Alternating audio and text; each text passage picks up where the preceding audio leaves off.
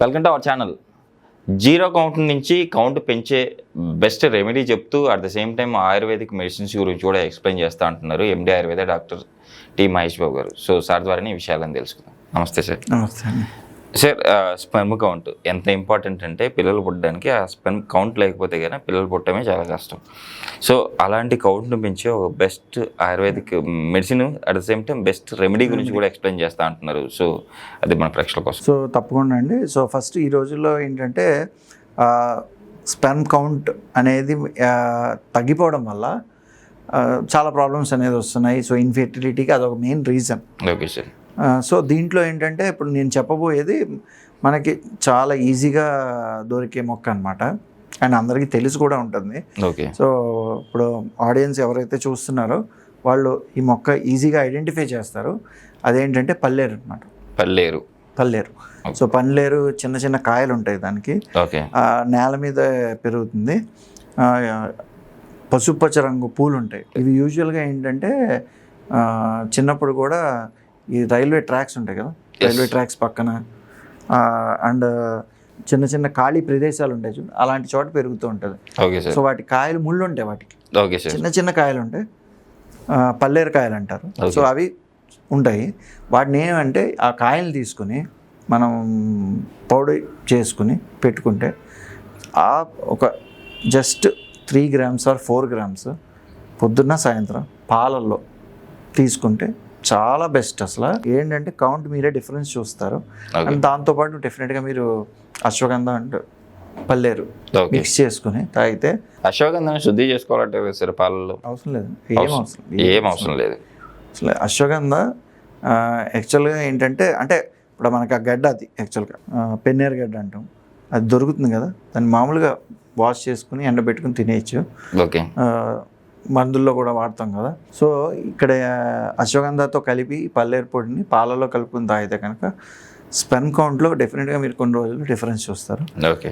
కాకపోతే మీరు బాగా మరీ అసలు అప్పుడు కొంతమందిలో ఎలా ఉంటుందంటే ప్రాబ్లము బాగా తక్కువ ఉంటుంది అనమాట. ఓకే. కౌంట్ జీరో కూడా ఉండొచ్చు. జీరో అసలు 10-15 కన్నా తక్కువ ఉంటే అసలు ఇంకా చాలా కష్టపడాలన్నమాట పెంచడానికి. ఓకే. సో అలాంటి వాటిల్లో మరి ఇంకా మందులు ట్రీట్మెంట్స్ అనేవి ఉంటాయి. బట్ కొంచెం తగ్గింది పెంచుకోవచ్చు అనే దాంట్లో మాత్రం డెఫినెట్గా ఇవి అయితే బాగా పనిచేస్తాయి. అసలు కౌంట్ తగ్గడానికి కారణం ఏంటి సార్, రీజన్స్? సో యాక్చువల్గా ఫస్ట్ కౌంట్ తగ్గడానికి కారణం ఏంటంటే మన లైఫ్ స్టైల్ అండి. Okay sir. ఎలా అంటే మన బాడీలో హీట్ జనరేషన్ ఎప్పుడైతే ఎక్కువ ఉంటుందో అప్పుడు ఈ కౌంట్ అనేది తగ్గుతుంది. ఓకే. ఒకటి. సో హీట్ జనరేషన్ ఎక్కువ తగ్గుతుందంటే మీరు అందరూ లైక్ వినుంటారు, చూసుంటారు. లైక్ ఏంటంటే ఈ మనం దీని మీద తొడల మీద ఈ ల్యాప్టాప్స్ ఎక్కువ పెట్టుకుని వాడడం అని, మొబైల్స్ ఇక్కడ పెట్టుకుంటామని, టైట్ జీన్స్ వేసుకుంటారని, ఇవన్నీ సరే చెప్పేవాళ్ళు దీనికి ప్రూఫ్ ఉందా అలాగ అంటారు. కానీ ఒకటే ఆలోచించాల్సింది ఏంటంటే బాడీలో ఇప్పుడు అక్కడ ఎక్కడైతే ప్రొడక్షన్ ఉంటుందో అది బాగా వేడి ఎక్కువ హీట్ జనరేషన్ అనేది అయితే డెఫినెట్గా కొన్ని మార్పుల వల్ల జరగాల్సిన పని మామూలుగా అయితే జరగదు. Okay sir. ఒకటి. ఇంకొకటి ఆయుర్వేదంలో ఇప్పుడు ఈ స్పెర్మ్ దాన్ని ఏదైతే ఉందో దాన్ని శుక్రధాతు అంటే, ఈ శుక్రధాతు అనేది మనకి ఆహారం నుంచి ఒకదానికొకటిగా వచ్చి ఫార్మ్ అవుతుంది అన్నమాట. అంటే మనం తీసుకునే ఆహారం బట్టించి ఇక్కడ శుక్రధాతు అనేది డిసైడ్ అవుతుంది. Okay sir. అయితే మనం తీసుకునే ఆహారం ఎలాంటిది? ఏమీ లేదు, చెత్త, ఎందుకు పనికిరానిది మనం తింటున్నాం. మామూలుగా ఎవరైనా బయటికి వెళ్తే ఫస్ట్ ఏం తింటారు సార్ అంటే, ఆకలి అయిందంటే బయట ఫాస్ట్ ఫుడ్ ఉందా లేదా అదే తింటున్నాం. అదే దానికి మనకేమొస్తుంది? అసలు లేదు, ఏమీను. సో ఇక్కడ ఆహారం లోపించడం వల్ల దాని నుంచి స్టెప్ వైజ్గా ఫార్మ్ అయ్యే శుక్రధాతు అనేది దెబ్బతింటుంది. సో ఆహారం కూడా మెయిన్ రీజన్. ఇంకోటి టెన్షన్ అండి. ఒకటి గుర్తుపెట్టుకోండి, మనకి మనసులో ఏదైనా ఆందోళన, అది కారణం ఏదైనా కానివ్వండి, ఉన్నప్పుడు బాడీలో ఏ పార్ట్ కూడా సరిగ్గా పనిచేయదు. అది డైజెషన్ సరిగ్గా అవ్వదు, నిద్ర సరిగ్గా పట్టదు, ఇంకా మీకు టెన్షన్ రావడం, తలనొప్పి వస్తుంది. అంటే ఏంటి? ఏ పని చేయాల్సిన ఆర్గాన్ ఏదైతే ఉందో అవయవం అది ఆ పని అయితే చేయదు. సో దానివల్ల డెఫినెట్గా స్పెర్మ్ కౌంట్ ప్రొడక్షన్ కానీ ఇంకా అన్నీ ఎఫెక్ట్ అవుతాయి అన్నమాట. ఓకే. సో మెయిన్ రీజన్స్ అయితే నేను చెప్పేది ఏంటంటే, ఒకటి ఫుడ్, ఒకటి టెన్షను, ఇంకొకటి ఆ హీట్ జనరేషన్ ఏదైతే ఉందో అది కూడా చాలా పెద్ద రీజన్ యాక్చువల్గా చెప్పాలంటే. అంటే ఇలాంటివి ఇంకా చాలా ఉన్నాయి, బట్ ఎక్కువగా ఉన్న రీజన్స్ అయితే అవే. Okay sir. ఇప్పుడు ఆయుర్వేదిక్ పరంగా సార్ మనము ఎలాంటి మెడిసిన్స్ వాడితే జీరో కౌంట్ నుంచి పిల్లలు పుట్టే కౌంట్ వరకు వెళ్తుంది, అట్ ద సేమ్ టైం ఏదైతే శుక్రకణాలు రిలీజ్ అవుతాయో అవి స్ట్రక్చర్ ఏదైతే ఉంటుందో టెయిల్ అండ్ హెడ్ కరెక్ట్గా ఫామ్ అయ్యే అవకాశం ఉంది. సో ఫస్ట్ అదే చెప్తాను. ఇప్పుడు మామూలుగా లైక్ మీరు వినుంటారు సెమెన్ అనాలిసిస్ అని ఉంటుంది. సో నార్మల్గా సెమెన్ అనేది ఇంత క్వాంటిటీ ఉండాలి, దాంట్లో స్పెర్మ్ కౌంట్ ఉండాలి, ఆ స్పెర్మ్ ఒక డిఫైన్డ్ స్ట్రక్చర్ హెల్దీగా ఉండాలి, అలా హెల్దీగా ఉందా లేదా అని చూస్తాం. ఒకటి దానికి అదే తోక, టెయిల్ ఇవన్నీ ఉంటాయి. నెక్స్ట్ ఇంకోటి మెయిన్ చాలా ఇంపార్టెంట్ ఏంటంటే ఎన్ని కదలికతో ఉన్నాయి. ఓకే, అంటే మొటిలిటీ అనేది చాలా ఇంపార్టెంట్ అనమాట. సో ఆ మొటిలిటీ పెంచేది కానివ్వండి, మీకు నెక్స్ట్ స్పెర్మ్ కౌంట్ కానివ్వండి, వీటన్నిటిలో కూడా నేను చెప్పినట్టు అశ్వగంధ అండ్ పల్లేరు. ఓకే. సో పల్లేరుకాయ అయితే చాలా మంచి ఒక రసాయనం అని పిలుస్తాం అనమాట. ఓకే. సో అండ్ శుక్రల అంటాం. శుక్రల అంటే ఏంటంటే ఇందాక చెప్పాను శుక్రధాతు అని.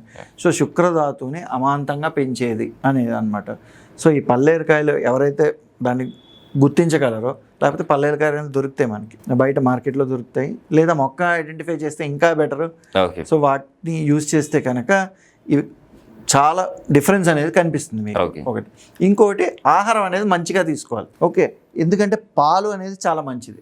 Okay sir. ఒకటి. నెక్స్ట్ మినుములు ఇక ఇడ్లీ పరంగా కానివ్వండి, లైక్ అంటే ఒకటి మళ్ళీ ఇడ్లీ అంటే నార్మల్గా ఇడ్లీ ఎలా చేసుకుంటామంటే రైస్ ఇంత క్వాంటిటీ యాడ్ చేసేస్తాం. అలా కాకుండా ప్యూర్ మినుములు అనమాట. ఓన్లీ మినుములతో లైక్ మనం ఆవిరి కుడుములని వేస్తాం. అంటే ఏం లేదు, జస్ట్ ఓన్లీ మినుములు పిండితో స్టీమ్తో మనం కుక్ చేస్తాం అనమాట. సో అలాగా ఓన్లీ మినుములతో యూజ్ చేసింది, లేకపోతే మినుములతో ఏమైనా స్వీట్ లాంటిది చేసినా సరే ప్యూర్గా అదే మినపవడలే చేసుకోండి. కాకపోతే అది ఆయిల్ ఉంటుందని నేను చెప్పలేదు, బట్ ఓకే.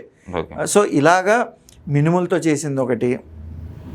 నెక్స్ట్ ఇలాంటి మన నార్మల్ ఆకుకూరలు, కూరలు అన్నీ. నెక్స్ట్ మంచి ఫ్రూట్స్. సో అందులో దానిమ్మ ఒకటి చాలా మంచిది. సో దానిమ్మ ఇప్పుడు మనకి నార్మల్గా రక్తం పడడానికి ఎలా యూజ్ అవుతుందో అలాగే శుక్రధాతుని వృద్ధి చేయడానికి కూడా యూజ్ అవుతుంది. సో ఇలాంటివి తీసుకుంటే కనుక డెఫినెట్గా ఏదైతే ఈ స్పెర్మ్ కౌంట్కి ఉన్న రిలేటెడ్ ఇష్యూస్ ఉన్నాయో అవన్నీ సాల్వ్ అవుతాయి. Okay sir. నిజంగా సార్ ఈరోజు మన పరీక్షలకి చాలా చక్కటి సమాధానం అయితే ఇచ్చారనుకుంటున్నాను. నేను అడిగిన క్వశ్చన్స్కి శుక్రకణాలను 0 నుంచి ఎలా కౌంట్ పెంచుకోవాలి, దాన్ని మొటిలిటీ ఎలా ఉండాలి అని చెప్పేసి చాలా చక్కటి సమాధానం అయితే చెప్పారు. మన ప్రేక్షకులు కూడా మీరు చెప్పినట్టు మీరు చెప్పిన రెమెడీని ఫాలో అవుతూ వాళ్ళ కణాలను పెంచుకొని వాళ్ళు కూడా అంటే ఒక ఫాదర్ అవుతారని చెప్పి ఆశిద్దాం సార్. Thank you.